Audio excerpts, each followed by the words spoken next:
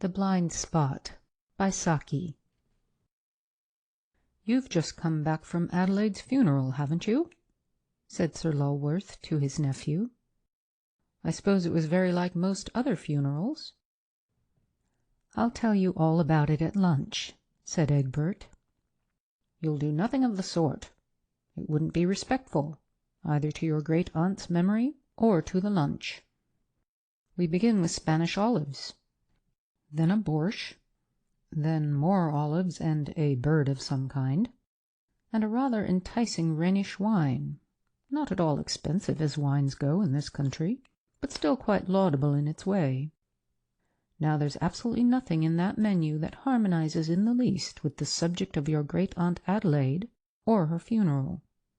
She was a charming woman, and quite as intelligent as she had any need to be, but somehow she always reminded me of an English cook's idea of a Madras curry." "She used to say you were frivolous," said Egbert. Something in his tone suggested that he rather endorsed the verdict. "I believe I once considerably scandalized her by declaring that clear soup was a more important factor in life than a clear conscience. She had very little sense of proportion. By the way, she made you her principal heir, didn't she?" "Yes," said Egbert, "and executor as well. It's in that connection that I particularly want to speak to you." "Business is not my strong point at any time," said Sir Lulworth, "and certainly not when we're on the immediate threshold of lunch." "It isn't exactly business," explained Egbert, as he followed his uncle into the dining-room. "It's something rather serious, very serious." "Then we can't possibly speak about it now," said Sir Lulworth. "No one could talk seriously during a borscht. A beautifully constructed borscht, such as you are going to experience presently, ought not only to banish conversation, but almost to annihilate thought. Later on, when we arrive at the second stage of olives, I shall be quite ready to discuss that new book on Borrow, or, if you prefer it, the present situation in the Grand Duchy of Luxembourg. But I absolutely decline to talk anything approaching business till we have finished with the bird." For the greater part of the meal Egbert sat in an abstracted silence, the silence of a man whose mind is focused on one topic. When the coffee stage had been reached, he launched himself suddenly athwart his uncle's reminiscences of the court of Luxembourg. "I think I told you that great-aunt Adelaide had made me her executor. There wasn't very much to be done in the way of legal matters, but I had to go through her papers." "That would be a fairly heavy task in itself. I should imagine there were reams of family letters." "Stacks of them, and most of them highly uninteresting. There was one packet, however, which I thought might repay a careful perusal. It was a bundle of correspondence from her brother Peter." "The canon of tragic memory," said Lulworth. "Exactly, of tragic memory, as you say. A tragedy that has never been fathomed." "Probably the simplest explanation was the correct one," said Sir Lulworth. "He slipped on the stone staircase and fractured his skull in falling." Egbert shook his head. The medical evidence all went to prove that the blow on the head was struck by someone coming up behind him. A wound caused by violent contact with the steps could not possibly have been inflicted at that angle of the skull. They experimented with a dummy figure falling in every conceivable position. "But the motive!" exclaimed Sir Lulworth.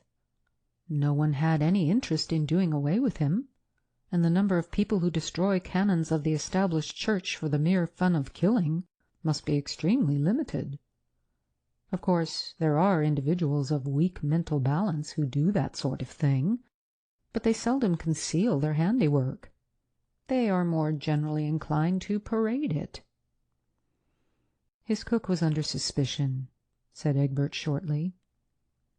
"I know he was," said Sir Lulworth, "simply because he was about the only person on the premises at the time of the tragedy." But could anything be sillier than trying to fasten a charge of murder onto Sebastian?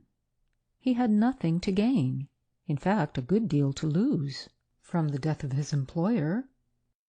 The canon was paying him quite as good wages as I was able to offer him when I took him over into my service.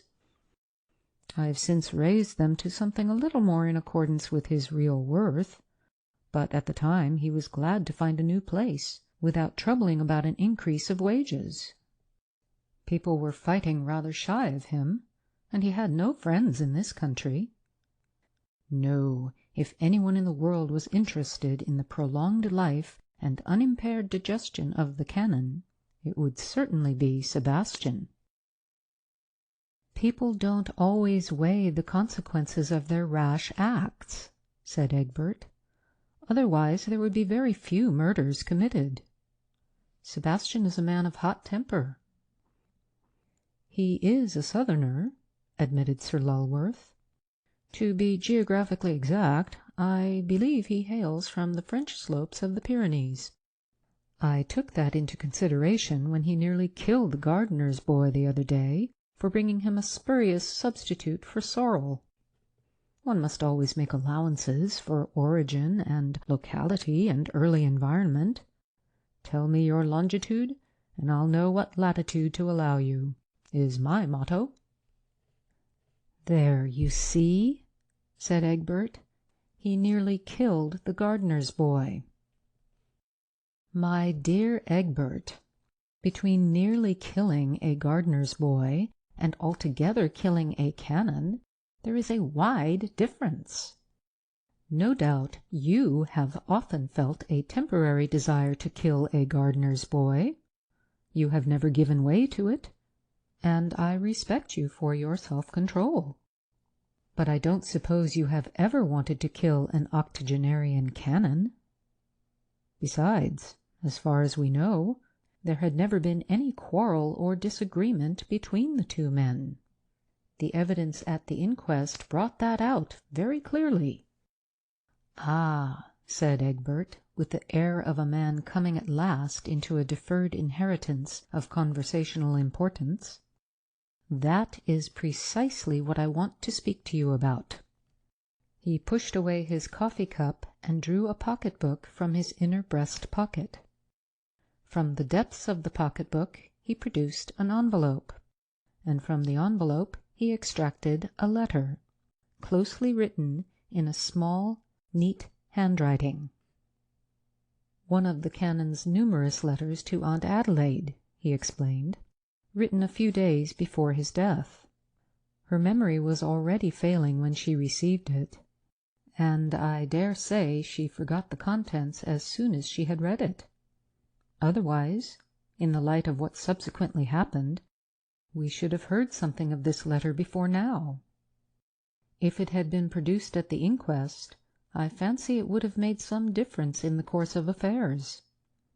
The evidence, as you remarked just now, choked off suspicion against Sebastian by disclosing an utter absence of anything that could be considered a motive or provocation for the crime, if crime there was." "Oh, read the letter," said Sir Lulworth impatiently. "It's a long, rambling affair, like most of his letters in his later years," said Egbert. "I'll read the part that bears immediately on the mystery.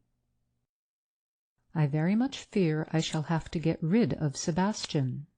He cooks divinely, but he has the temper of a fiend or an anthropoid ape, and I am really in bodily fear of him.